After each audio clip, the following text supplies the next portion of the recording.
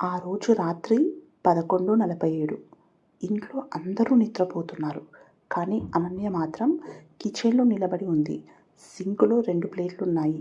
Table మీద ఒక cup tea ఉంది. టీ చల్లారిపోయింది. ఆమె దాన్ని తీసుకొని ఒక సిప్ తాగింది. తర్వాత తన ఫోన్ చూసింది. ఒక నోటిఫికేషన్. Happy birthday Ananya. ఆమె కాసేపు ఆ మెసేజ్ చూస్తూ ఉండిపోయింది. అవును, ఆ రోజు ఆమె పుట్టినరోజు.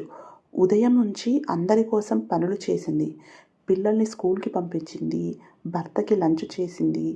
ఇంటిని శుభ్రం చేసింది. అత్తగారికి మందులు ఇచ్చింది. అందరికీ భోజనం పెట్టింది. కానీ ఆమె పుట్టినరోజు అని ఆమెకే తప్ప ఇంట్లో ఎవ్వరికీ గుర్తులేదు. అనన్య ఫోన్ స్క్రీన్ ఆఫ్ చేసింది. అద్దంలో తనని తాను చూసుకుంది. చాలా మెల్లగా ఒక ప్రశ్న అడిగింది. నేను ఇంతకాలం అందరి జీవితంలో ఉన్నాను. కానీ నా జీవితంలో నేను ఎక్కడ ఉన్నాను? అనన్యకి 34 సంవత్సరాలు.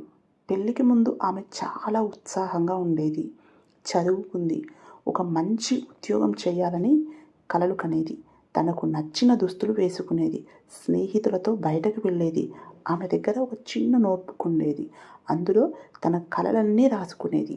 ఒకరోజు నా సొంత డబ్బు సంపాదించాలి. ఒక చిన్న బిజినెస్ మొదలుపెట్టాలి. కొత్త ప్రదేశాలు చూడాలి. నాకు నచ్చిన జీవితం నేను నిర్మించుకోవాలి. అలాంటి ఎన్నో కలలు.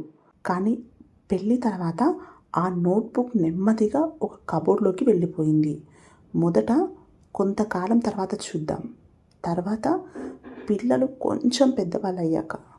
తర్వాత ఇంట్లో పరిస్థితులు కుదిరిపడిన తర్వాత. అలా ఒక కలను వాయిదా వేయడం ఆమెకు అలవాటైపోయింది.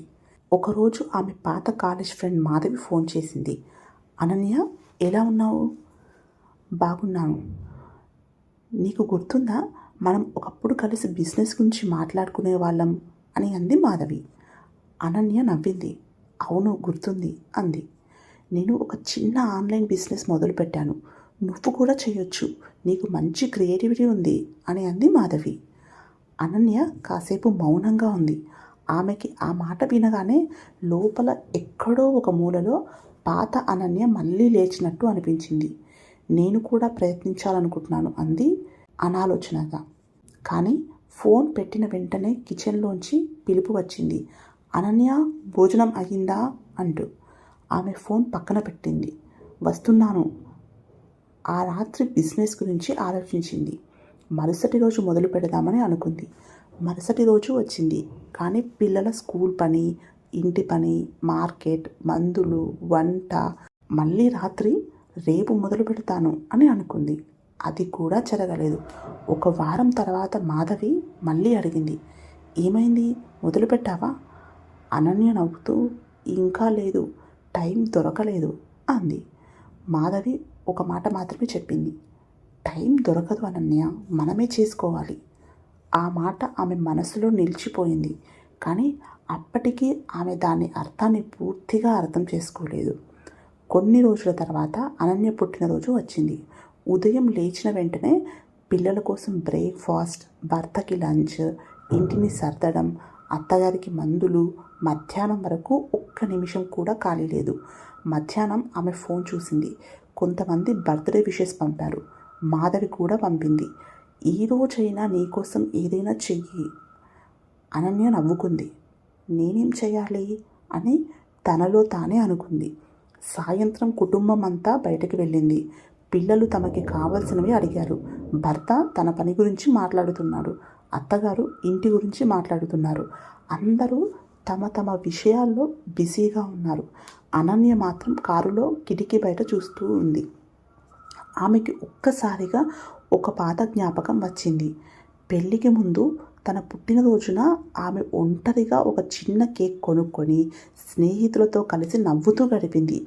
ఆ రోజు ఆమె చాలా సంతోషంగా ఉంది. ఇప్పుడు ఆమె చుట్టూ అందరూ ఉన్నారు. కానీ ఆమెకు మాత్రం చాలా ఒంటరిగా అనిపించింది.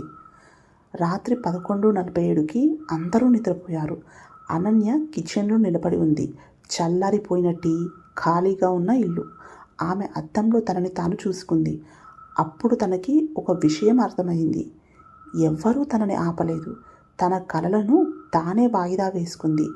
ప్రతి ఒక్కరి అవసరాన్ని ఇప్పుడే అని చూసింది. తన అవసరాన్ని మాత్రం ఎప్పుడు తర్వాత అని పెట్టుకుంది. పిల్లలు పెద్దవాళ్ళు అయ్యాక, ఇంట్లో పనులు తగ్గాక, డబ్బు వచ్చిన తర్వాత, సమయం దొరికినప్పుడు, అందరూ సంతోషంగా ఉన్నప్పుడు. కానీ అందరూ సంతోషంగా ఉండే రోజు కోసం ఎదురు చూస్తూ ఉంటే మన జీవితం ఎప్పుడు మొదలవుతుంది అని ఆలోచించి ఆమెకు కన్నీళ్లు వచ్చాయి. కానీ ఆ రోజు ఆమె ఏడ్చి పడుకోలేదు. ఒక పని చేసింది. చాలా సంవత్సరాల తర్వాత తన పాత కబోర్డ్ తెరిచింది. అక్కడ ఆమె పాత నోట్బుక్ కనిపించింది. దుమ్ముతో కప్పబడి ఉంది. అనన్య దాన్ని తీసుకుంది. మొదటి పేజీ తెరిచింది. అందులో ఇలా రాసి ఉంది: నా జీవితంలో ఒకరోజు నేను నా మీద గర్వపడాలి. ఆమె ఆ వాక్యాన్ని చాలాసేపు చూస్తూ ఉంది. తర్వాత మరొక పేజీ, నా సొంత డబ్బు సంపాదించాలి. మరో పేజీ, నా క్రియేటివిటీతో ఏదైనా చెయ్యాలి.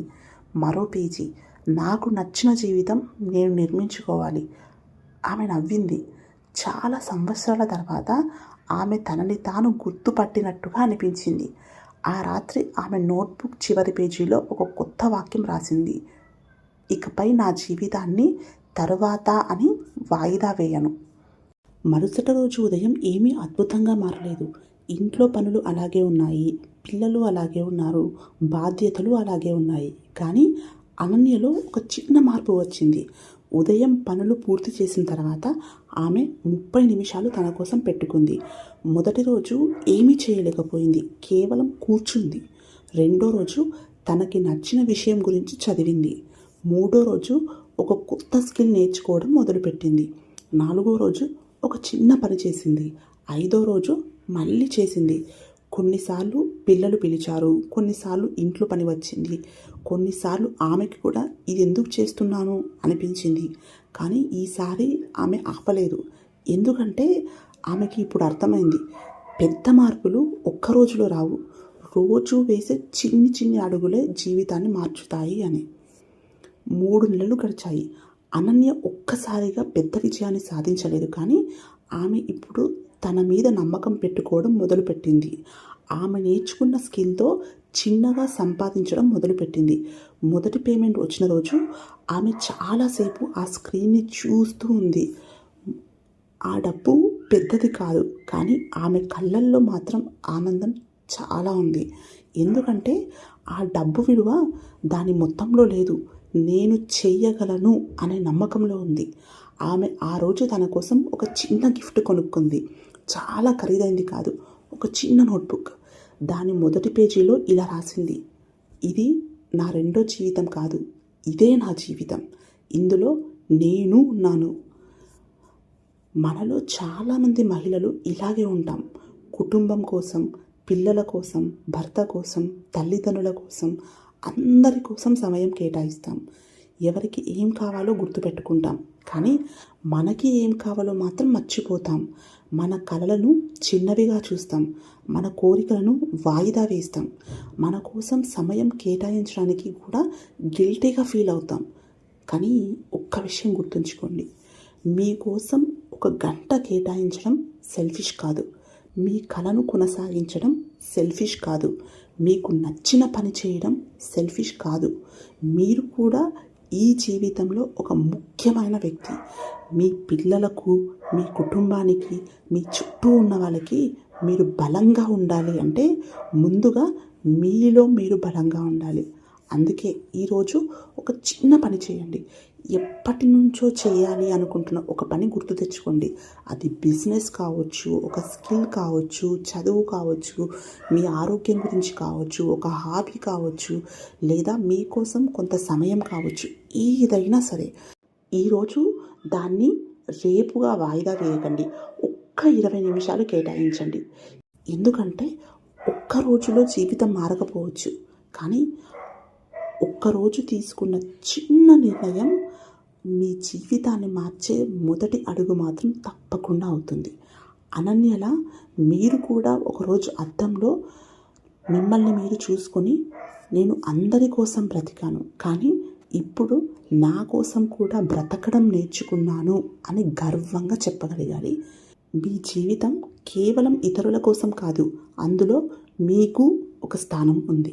గుర్తుంచుకోండి.